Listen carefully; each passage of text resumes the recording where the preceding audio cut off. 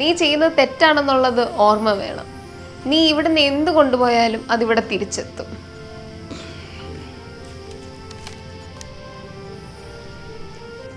ഇതല്ലേ നീ കൊണ്ടുപോകാൻ നോക്കുന്നത്?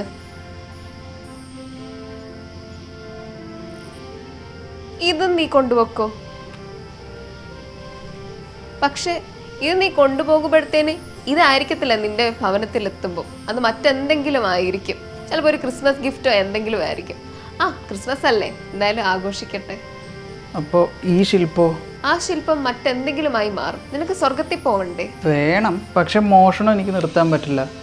ജനിച്ചപ്പം മുതലുള്ള ശീലം. ചൊട്ടലെ ശീലം അപ്പൊ ചുടല വരെ. അപ്പൊ ചുടലയിലെത്തിക്കത്തുള്ളൂ.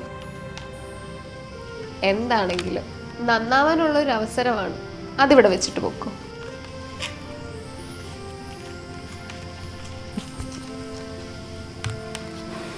പക്ഷെ ആളൊഴിഞ്ഞ വീട് അതെൻ്റെ ഒരു വീക്ക്നെസ്സാണ്. ആൾക്കാർ യാത്ര പോകുന്നു എന്ന് കേൾക്കുമ്പോഴത്തേക്ക് പിന്നെ എനിക്ക് ഇരിപ്പുറക്കില്ല. എനിക്ക് ആ വീട്ടിൽ കയറണം.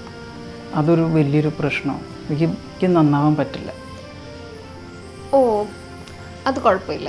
നിനക്ക് ഏതെല്ലാം വീടാണോ അങ്ങനെ നിനക്ക് തോന്നുന്ന ആ വീടിൻ്റെ കാര്യങ്ങളെല്ലാം തന്നെ നീ എനിക്ക് അയച്ചു തരണം.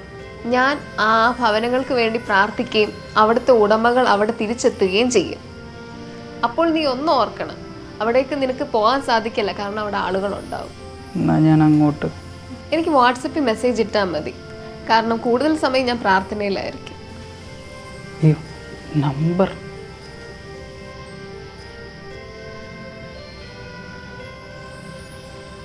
എന്നാ കുഞ്ഞ് പോയി നന്നായി വാ, ഞാൻ പ്രാർത്ഥിക്കാം. പാവം മണ്ടന.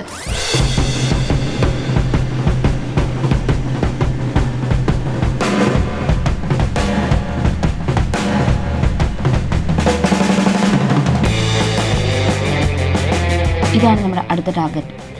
നൂറ്റാണ്ടുകൾ പഴക്കമുള്ള മാതാവിൻ്റെ ശില്പം. അത്ഭുതങ്ങൾ പ്രവർത്തിക്കുന്ന ആ ലേഡിയുടെ വീട്ടിലെ ഗാനഭൂഷണി ക്ലീനിങ്ങിന് പോയപ്പോൾ എടുത്ത ഫോട്ടോസ്. പക്ഷെ ഒരേ ഒരു പ്രശ്നമേ ഉള്ളൂ, അവിടുന്ന് എന്ത് മോഷണം പോയാലും അതവിടെ തിരിച്ചെത്തും. അതാണ് വിശ്വാസം. മോഷണം പോയെന്നറിഞ്ഞാലല്ലേ എൻ്റെ ഡ്യൂപ്ലിക്കേറ്റ് നമുക്ക് സെറ്റ് ചെയ്യാം. അപ്പോൾ 24-ാം തീയതി അവർ പാതിര കുർബാനയ്ക്ക് പോകുമ്പം നമ്മൾ അവിടെ കയറും.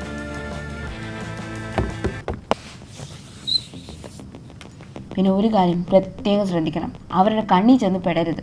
ഇതിനു മുന്നേ അവിടെ കയറി ഒരുത്തനെ അവർ സംസാരിച്ച് നന്നാക്കി. ടെൻഷൻ ആവണ്ട, നമ്മളത് ബുക്ക് ചെയ്തിരിക്കും.